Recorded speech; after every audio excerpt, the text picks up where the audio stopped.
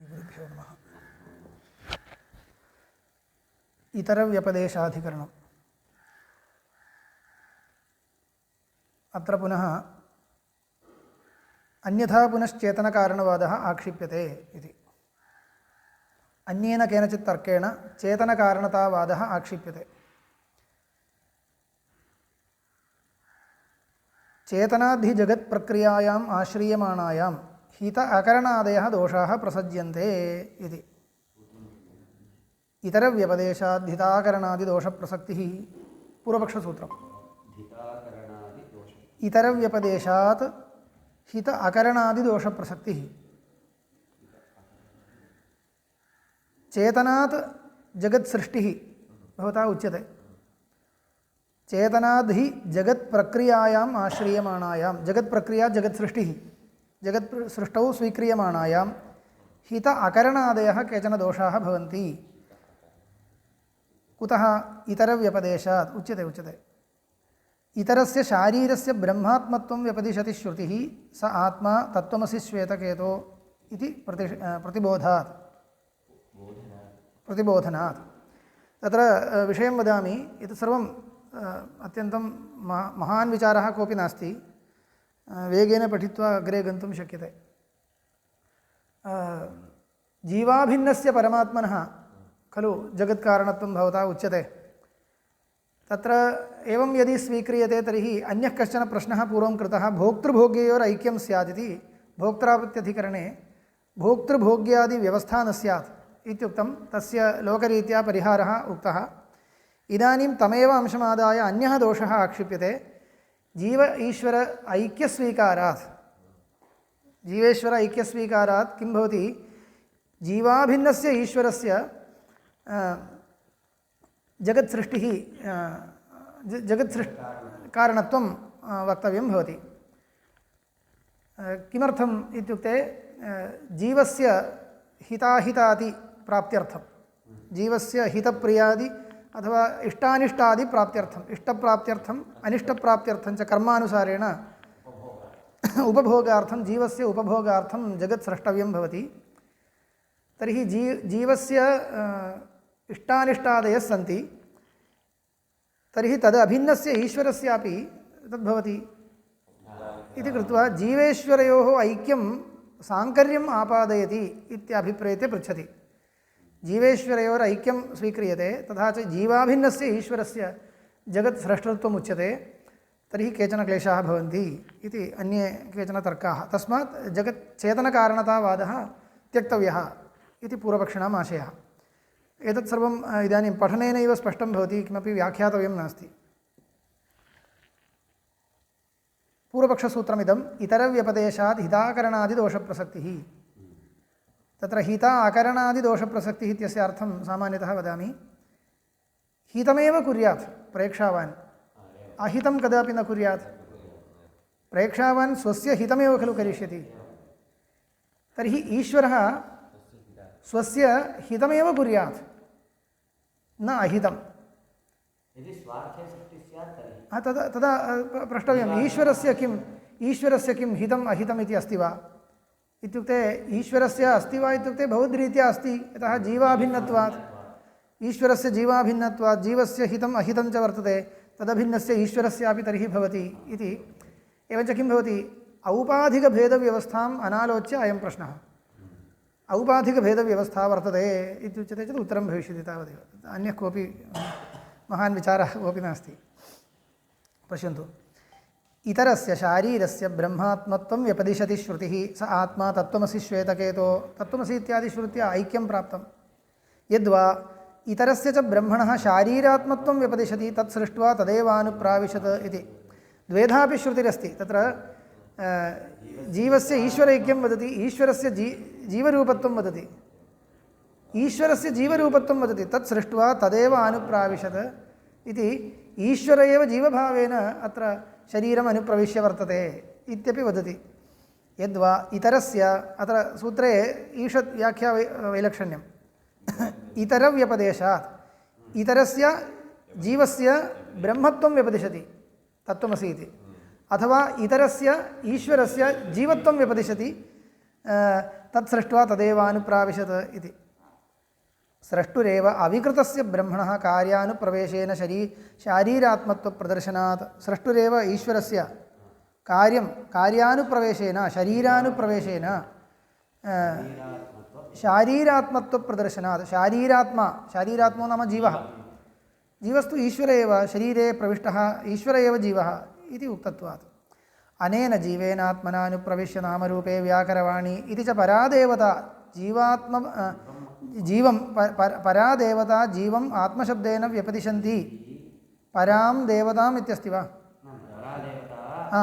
सत्यं परादेवता व्यपदिशति संकल्पं स्वकीयं संकल्पं श्रावयति अनेन जीवेन आत्मना अनुप्रविश्य अहं परादेवता सत्पदार्थः ईश्वरः नामरूपे व्याकरवाणी इति संकल्पं वदति किल तर्हि परादेवता जीवम् आत्मशब्देन व्यपदिशन्ति न ब्रह्मणो भिन्नः शारीरः इति व्यपदिशति शरीरः ब्रह्मणो भिन्नो न इति दर्शयति तस्मात् यद् ब्रह्मणः स्रष्टृत्वं तत् शारीरस्यैव इति एवं प्राप्तं ब्रह्मणः स्रष्टृत्वम् अस्ति वा तर्हि तदभिन्नस्य जीवस्यैव स्रष्टृत्वम् इति आगतम् अतः सः स्वतन्त्रः कर्ता सन् सः जीवः ईश्वराभिन्नः जीवः स्वतन्त्रः कर्ता स्वतन्त्रः खलु सः कर्ता नाम स्वतन्त्र एव स्वतन्त्रः कर्ता सन् हितमेव आत्मनः सौमनस्य करं कुर्यात् न अहितं स्वस्य अहितं कदापि न सृजेत् जीवः ईश्वराभिन्नो जीवः न सृजेत् सौमनस्य करं कुर्यात् सौमनस्य करं सुखकरम् एव कुर्यात् न अहितं जन्म मरण जरा रोगाद्यनेक अनर्थजालम् एतत् सर्वं न कुर्यात् अनर्थजालं जन्म मरण रोगः इत्यादिकं न कुर्यात् न हि कश्चित् अपरतन्त्रः बन्धनागारम् आत्मनः कृत्वा अनुप्रविशति स्वस्यैव बन्धनार्थम् एकं किञ्चित् निर्माय तत्र अन्तः प्रविशति वा स्वतन्त्रः अन्याधीनश्चेत् भवेत् प्रविश इत्युक्ते प्रवेष्टव्यं स्यात् अहं स्वस्य विषये स्वतन्त्रः अस्मि स्वयमेव एकं कारागारं निर्माय तस्य अन्तः प्रविश्य बुद्ध्वा किमर्थं तथा कर्तव्यम् इति बुद्धिमान् न करोति न हि कश्चित् अपरतन्त्रः इत्युक्ते स्वतन्त्रः बन्धनागारम् आत्मनः कृत्वा कारागृहं कृत्वा अनुप्रविशति न अनुप्रविशति न च स्वयम् अत्यन्तनिर्मलः सन् अत्यन्तमलिनं देहम् आत्मत्वेन उपेयात् अत्यन्तनिर्मलः परमात्मा स्वयं बुद्धिपूर्वकम् अत्यन्तमलिनं देहं कृत्वा तत्र अहम् इति बुद्ध्या अनुप्रविशेत् नैव अनुप्रविशेत् कृतमपि कथञ्चित् यद् दुःखकरं तद् इच्छया जह्यात् सुखकरं च उपादधीत कथञ्चित् कृतम् इति भवतु इत्युक्ते कृतं प्रपञ्चः सृष्टश्चेदपि तत्र दुःखकरं यद्वर्तते तद् बुद्धिपूर्वकं त्यजेत् सुखकरं यदस्ति तदेव स्वीकुर्यात् स्मरेच्च मया इदं जगद्बिम्बं विचित्रं विरचितम् इति जीवः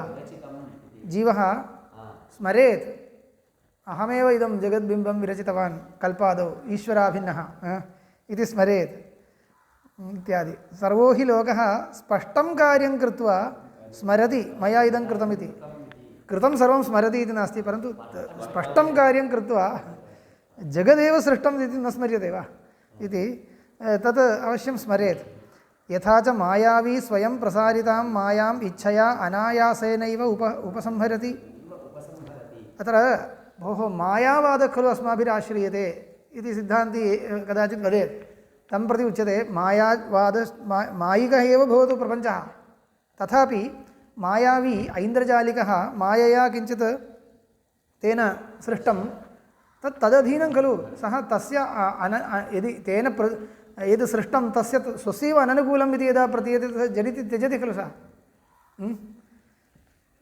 यथा च मायावी स्वयं प्रसारितां मायाम् इच्छया अनायासेनैव उपसंहरति एवं शारीरोऽपि इमां सृष्टिम् उपसंहरेत् स्वकीयमपि तावत् शरीरं शारीरः न शक्नोति अनायासेन उपसंहर्तुं स्वकीयमिति अस्ति अत्र अस्तु स्वं वा स्वकीयं वा स्वकीयमित्येव अर्थः इत्युक्ते एवम् एतत् सर्वं भवेत्, परन्तु कथं दृश्यते लोके?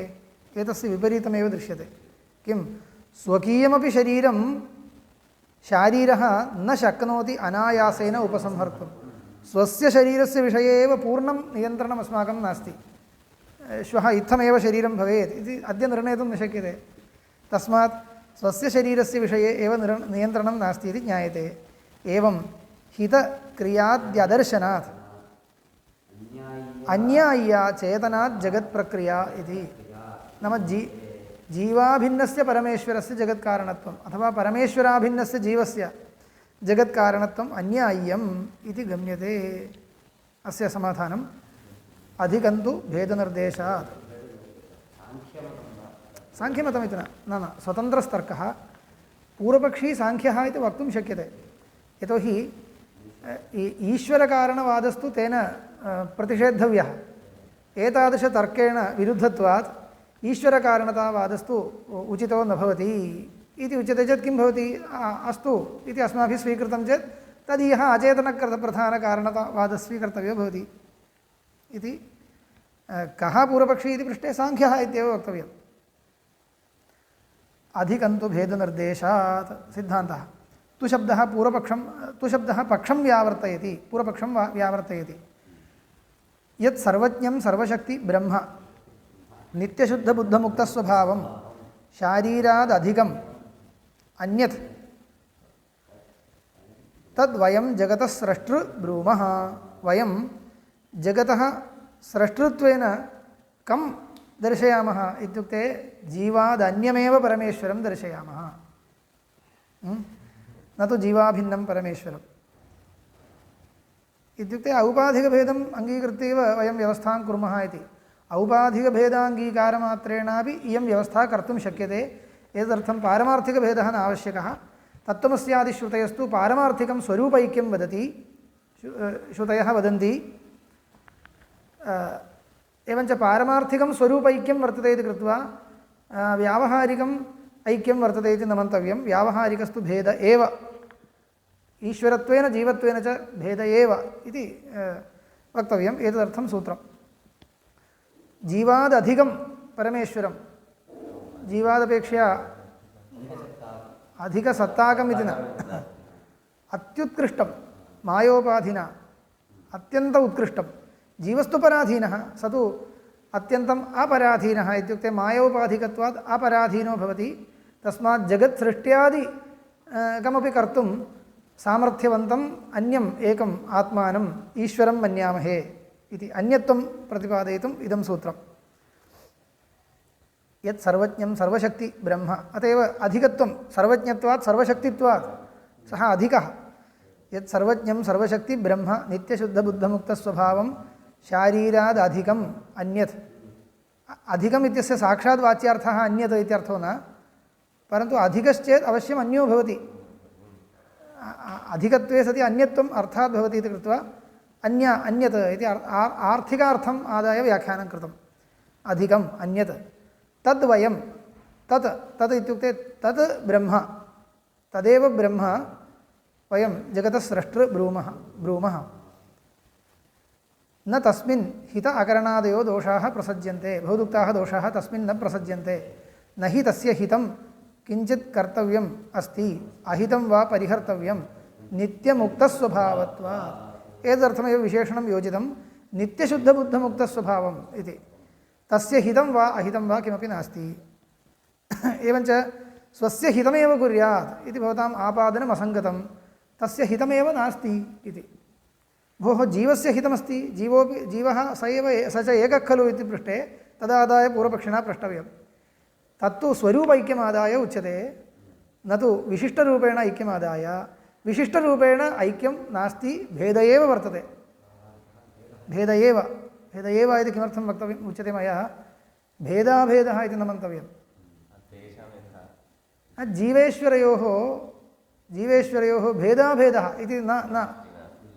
जीवेश्वरयोः पश्यन्तु, अद्वैतीनां सकाशे पृच्छति कश्चित्, जीवस्य ईश्वरस्य च भेदो वा अभेदो वा इति केनचित् पृष्टमिति मन्यताम्।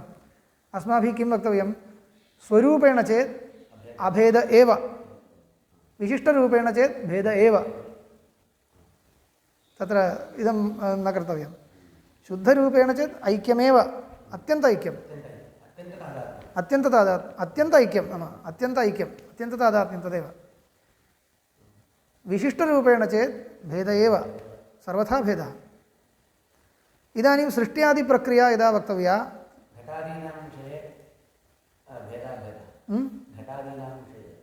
किं घटादीनां विषये एवम् एवं जडप्रपञ्चविषये एवं भेदाभेदः एवम् एवं व्यावहारिकः भेदाभेदः एवम् इत्येव पारमार्थिकं किमपि नास्त्येव स्वरूपेण मिथ्या खलु अतः तावदेव एवञ्च इदं न विस्मर्तव्यं तावदेव अतः तथा च सृष्ट्यादिप्रक्रियायां व्यावहारिकं भेदमेव आदाय अस्माभिः व्यवस्था कल्प्यते स च भेदः औपाधिकः औपाधिकः भेदः इति कृत्वा भेदाभेदः इति न तथा सर्वं न मिश्रीकर्तव्यम् अत्यन्तं जागरूकतया वक्तव्यं जीवेश्वरयोर्भेदः औपाधिकः खलु औपाधिक एव तर्हि किञ्चित् अभेदस्य मिश्रणम् अपेक्षते इति नास्ति औपाधिकः केवलभेदः इति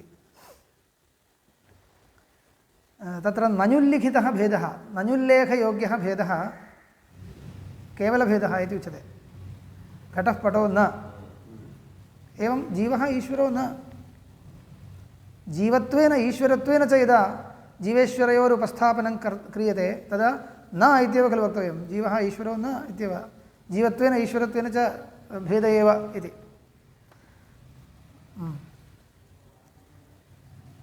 इदमेव वक्तव्यं तथा च पश्यन्तु न हि एवञ्च भेद एव वर्तते इति कृत्वा जीवस्य हिताहितादयः सन्ति चेत् ते जीवस्यैव न तु परमेश्वरस्य यतः परमेश्वर ऐक्यं जीवत्वेन रूपेण नोच्यते किन्तु चैतन्यात्मना खलु उच्यते केवलचैतन्यात्मना ऐक्यम् उच्यते केवलचैतन्यात्मना हिताहितादयः न सन्ति एव जीवस्यापि न सन्ति जीवस्य हिताहितादयः केन रूपेण सन्ति जीवत्वेन रूपेण सन्ति जीवत्वेन रूपेण ऐक्यमस्ति वा नास्ति हिताहितादयो ऐक्यं केन रूपेण अस्ति स्वरूपेण ऐक्यम् अस्ति जीवस्य स्वरूपेण हिताहितादयः सन्ति वा न सन्ति जातम् इत्थमेव वक्तव्यं न हि तस्य हितं किञ्चित् कर्तव्यम् अस्ति अहितं वा परिहर्तव्यम् ईश्वरस्य नित्यमुक्तस्वभावत्वात् न च तस्य ज्ञानप्रतिबन्धः शक्तिप्रतिबन्धो वा क्वचिदप्यस्ति सर्वज्ञत्वात् सर्वशक्तित्वात् च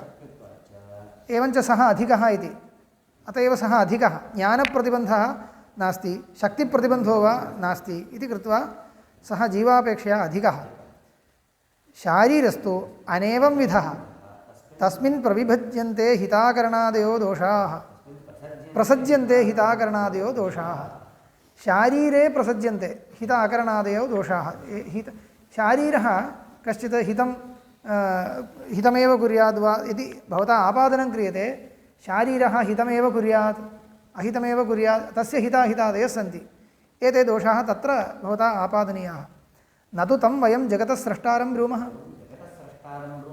इदानीं भवता कथं प्रष्टव्यमासीत् हिताहितादयस्तर्हि कस्य वर्तन्ते जीवस्य परमेश्वरस्य सन्ति वा न सन्ति जीवस्यैव हिताहितादयः सन्ति तर्हि भवता एवं प्रष्टव्यं जीवस्तु स्वयं स्वस्य अहितं न कुर्यात् इति तथा वक्तुं न शक्यते कुतः सः स्वतन्त्रो नास्ति सः सर्वज्ञः सर्वशक्तिः नास्ति अहं जानामि इदं मम अननुकूलमिति किं करिष्यामि तत्र कदाचित् पतिष्यामि एव अनिष्टम् इति ज्ञात्वा झटिति वर्जयितुं न शक्यते अनिष्टम् अकस्मात् आपद्यमानं कथं वर्जयेम क्वचित् बुद्धिपूर्वकम् अनिष्टस्य उत्पत्तेः प्राक् उपायं कुर्मः तावदेव एवमेव सर्वं यद्यत् किञ्चित् अनिष्टं सर्वं वारयितुं वयं शक्नुमः वा तत् कुतः सर्वज्ञत्वं नास्ति सर्वशक्तित्वं नास्ति एवञ्च जीवः इति यः प्रविभागः सः पृथक् जातः तस्य शक्तिशून्यत्वादेव यद्यपि इच्छा भवति अहितं मास्तु हितमेव भवतु इति इच्छा वर्तते तावदेव परिपालयितुं न शक्यते तावदेव न तु वयं तं जगतः स्रष्टारं ब्रूमः स तु जगत्स्रष्टा नास्ति तस्मात् तस्य स्वातन्त्र्यं नास्ति कुतः एतत् भेदनिर्देशात् आत्मा वा अरे द्रष्टव्यः श्रोतव्यो मन्तव्यो निदिध्यासितव्यः सोऽन्वेष्टव्यः विजिज्ञासितव्यः सता सौम्य तदा सम्पन्नो भवति शारीर आत्मा प्राज्ञेन आत्मना अन्यारूढः इत्येवं जातीयकः कर्तृकर्मादिभेदनिर्देशो जीवादधिकं ब्रह्म दर्शयति। तदेव पश्यन्तु उपनिषत्सु कुत्रापि जीवेश्वरयोर्भेदनिर्देशः साक्षात् भेदनिर्देशो नास्ति, अभेदनिर्देशस्तु वर्तते तत्त्वमसि इत्यादि। भेदनिर्देशः यदि अपेक्षते तर्हि कथम् अपेक्षते वस्तुगत्या जीवः ईश्वरो न एवम् अपेक्षते। ईश्वरः जीवादन्यः, जीवः ईश्वरादन्यः इत्यादि जीवेश्वरयोर्भेदः एवं विधः निर्देशः अपेक्षते, कुत्रापि नास्ति। भेदनिर्देशादिति सूत्रं वर्तते परन्तु श्रुतिः नास्ति। द्वासुपर्णा इत्यत्र सर्वत्र काल्पनिकः भेदः, द्वित्वं वर्तते इति कृत्वा द्वित्वसङ्ख्या उभयत्रैव तिष्ठति इत्यालोच्य तत्र सङ्ख्याश्रययोः भेदं कल्पयामः इत्येव। वाचकेन शब्देन भेदः न क्वापि उक्तः। भवता प्रष्टुं शक्यते तत्त्वमसि इत्यत्रापि वाचकशब्दो नास्ति खलु, तत्त्वम् इत्युक्तं तावदेव इति, परन्तु तथा न। तत्त्वम् इति यदा सामानाधिकरण्येन शब्दप्रयोगः क्रियते तदा अभेदसंसर्गः प्रतीयते। संसर्गविधया अभेदः लब्धुं शक्यते। यद्यपि सः अभेदसंसर्गकबोधस्तु न इष्यते, पर्यवसितबोधः अखण्डार्थवाक्यमिति कृत्वा, तथापि द्वारीभूतबोधदशायाम् अभेदः प्रतीयते खलु, अभेदसंसर्गः प्रतीयते। एवञ्च सांसर्गिक अभेदबोधो वा तत्र अस्ति, तदेव पर्याप्तम्। अत्र तु भेदसंसर्गः इति कोऽपि संसर्गो नास्ति, नाम भेदः इति कश्चन संसर्गो नास्ति।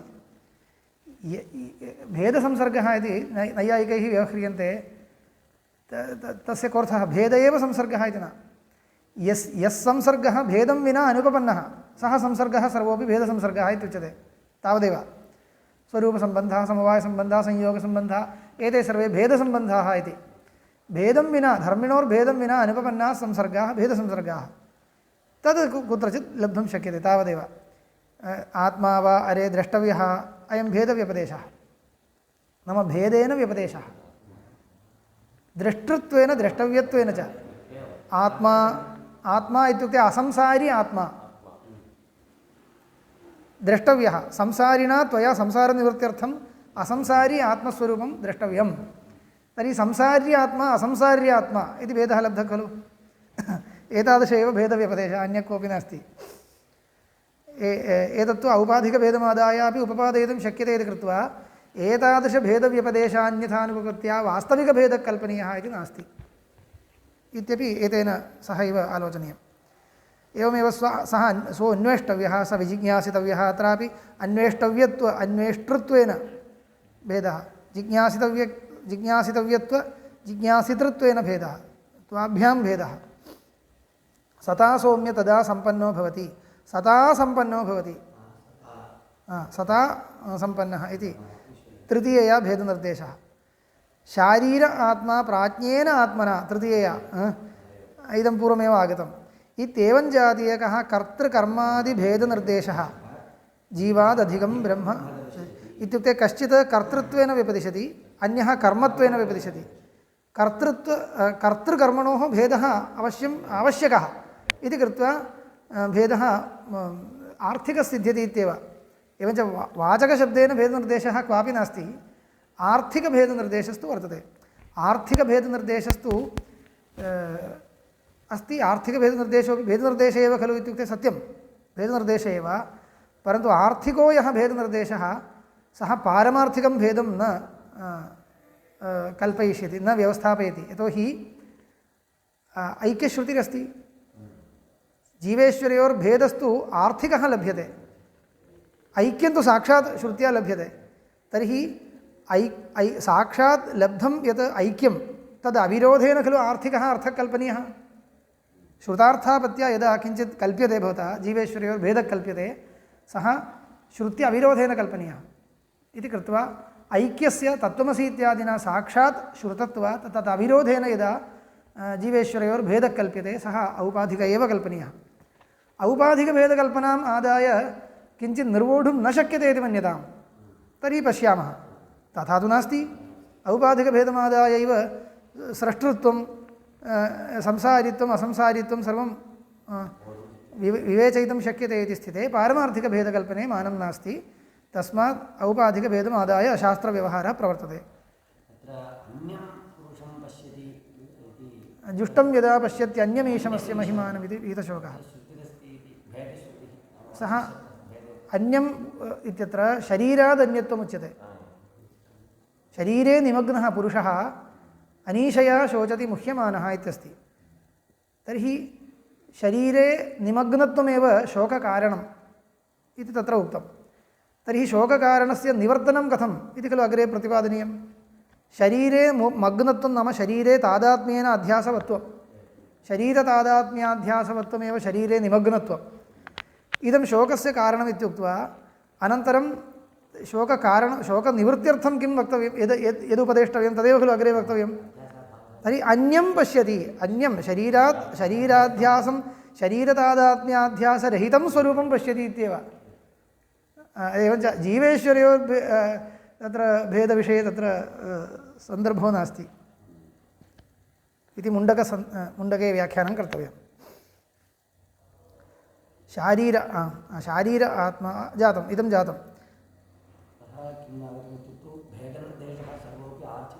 आर्थिकः श्रौत ऐक्य अविरोधेन कल्पनीयः ननु अभेदनिर्देशोऽपि दर्शितः तत्त्वमसि इत्येवं जातीयकः अभेदनिर्देशोऽपि दर्शितः कथं भेदाभेदौ विरुद्धौ समवेयाताम् एकस्मिन् संभवेयाताम्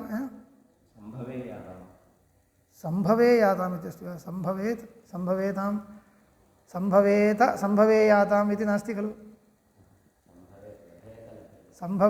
संभवति इत्येव द्रष्टव्यं मया संभवेत् इति भवेत् खलु पश्यामः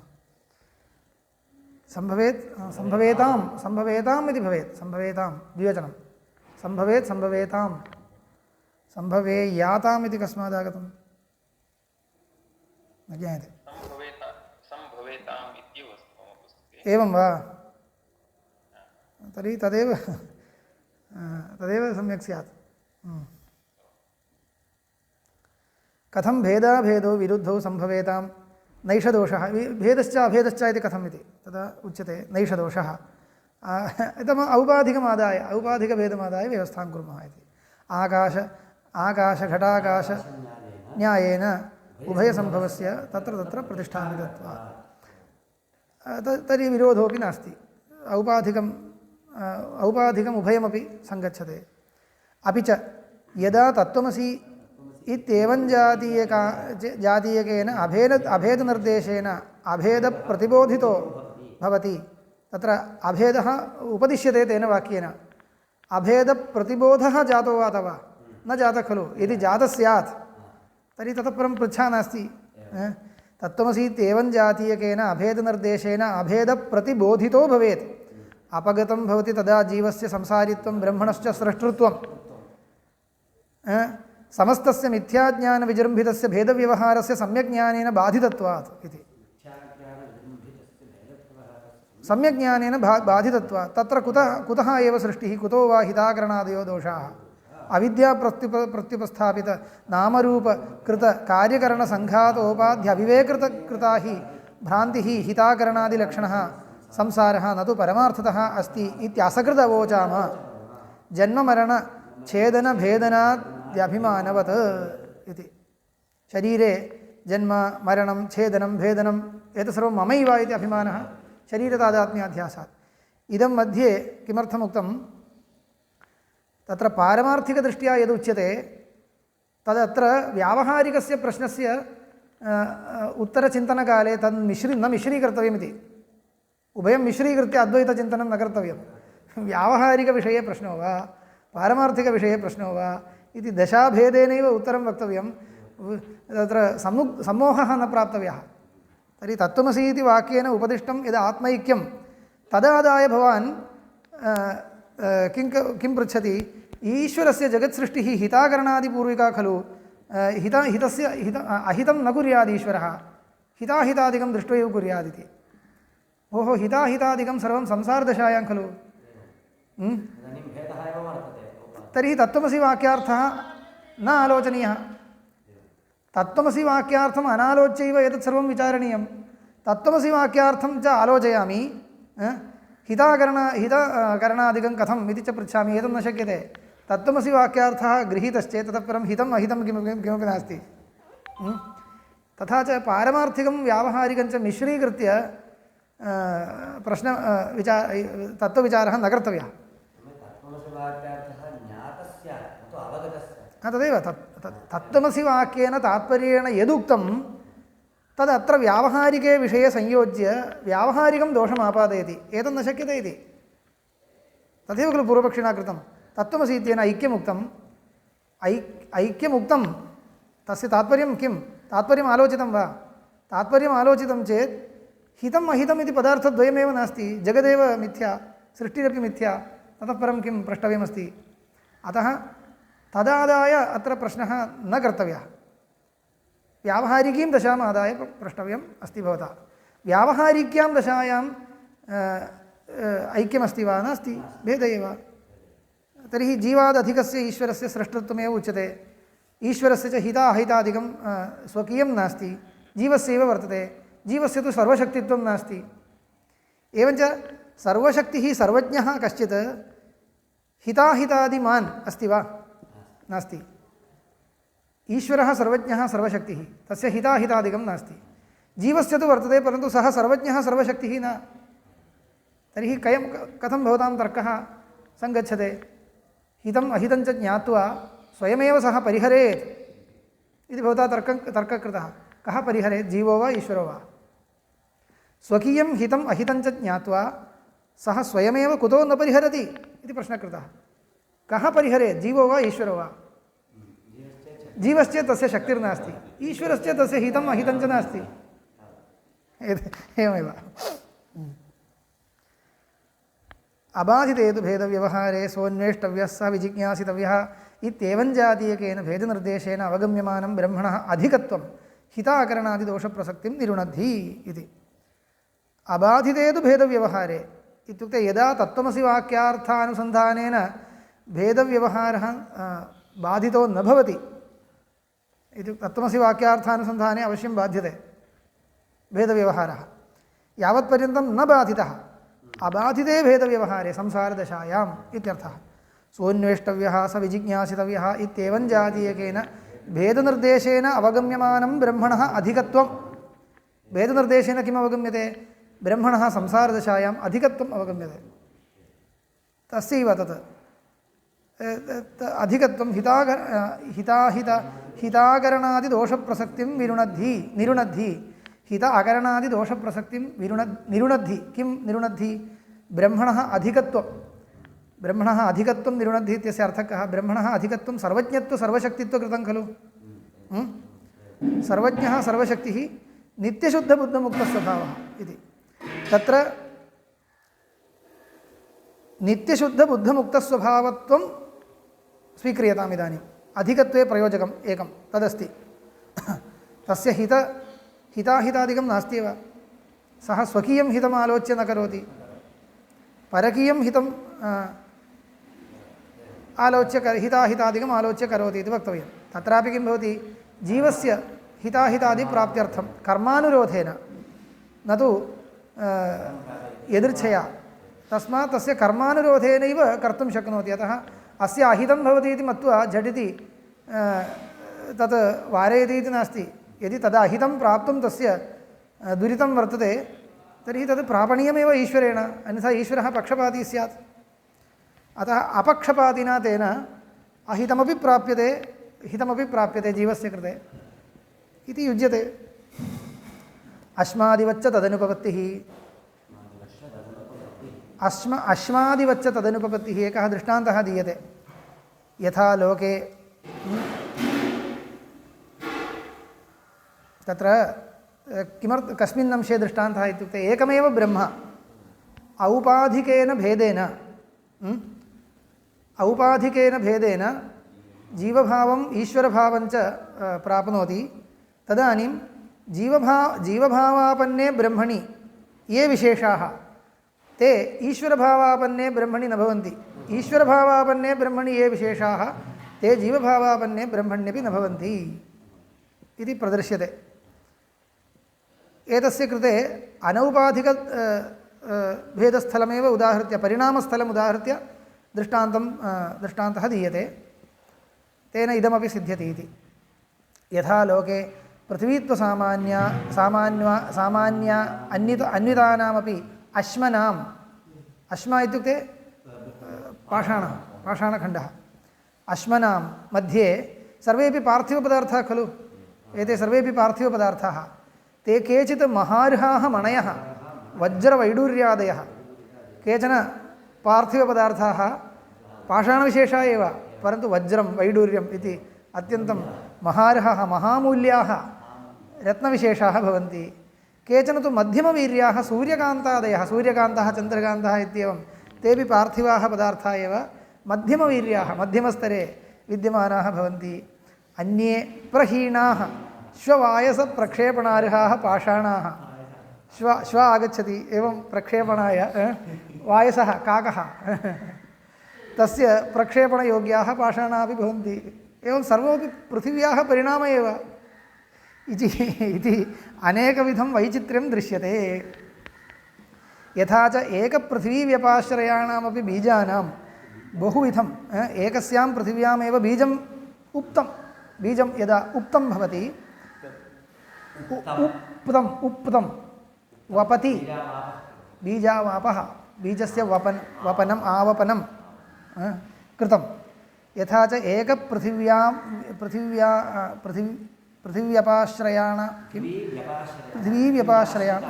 पृथिवीव्यपाश्रयाणामपि बीजानां बहुविधं पत्र पुष्प फल गन्ध रसादि वैचित्र्यं चन्दन किंपाकादिषु उपलक्ष्यते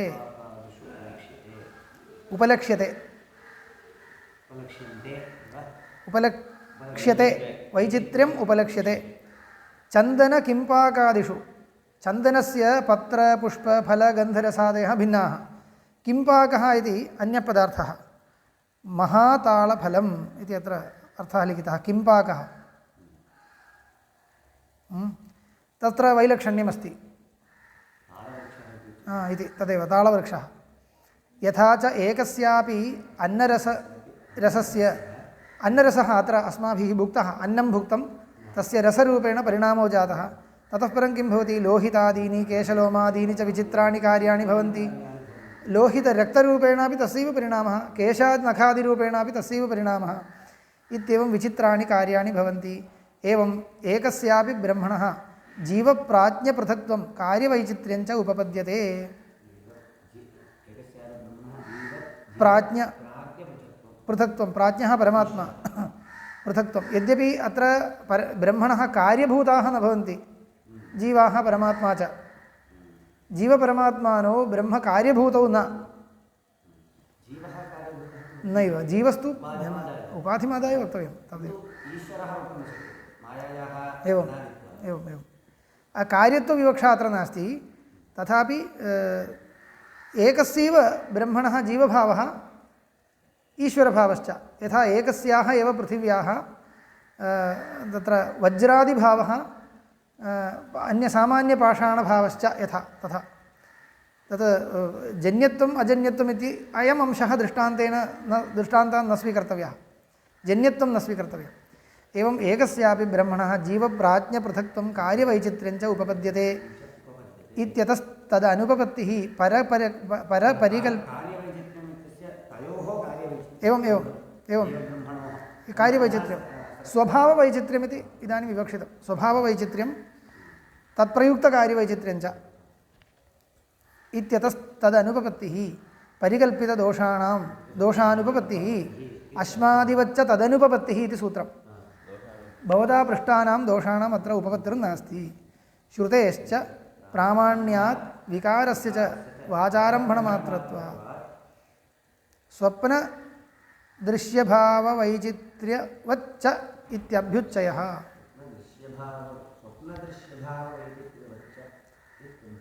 किमस्ति अश्मादिवच्च इति चकारः वर्तते किल चकारेण युक्त्यन्तरं समुच्चीयते इति किं युक्त्यन्तरम् इत्युक्ते श्रुतेश्च प्रामाण्यात् श्रुतिः खलु श्रावयति चेतनस्य जगत्कारणत्वं तर्हि एतादृश अनुपपत्तयः सन्ति चेदपि श्रुत्युक्तं स्वीकर्तव्यम् इति एका युक्तिः अन्यच्च इयं सर्वापि सृष्टिः वाचारम्भणमात्रा इति मिथ्या भवति स्वप्नदृश्यसमाना इति कृत्वा स्वल्पाः अनुपपत्तिः तत्र स्वल्पा अनुपपत्तयः तत्र भवन्ति चेदपि श्रुत्युक्तः कार्यकारणभावः स्वीकर्तव्यः स्वाप्निकी स्वप्नतुल्या सृष्टिः इत्युच्यमानत्वात् काश्चन अनुपपत्तयस्तु भवन्ति चेदपि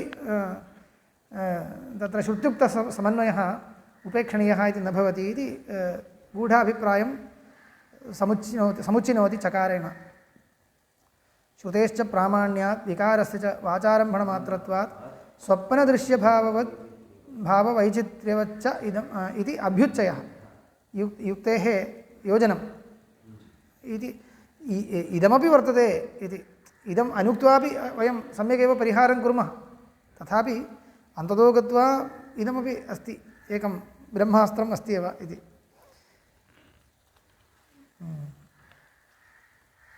इतः परम् अग्रिमम् अधिकरणम् आरभ्यते चेत् न समाप्यते अतः अस्तु तावदेव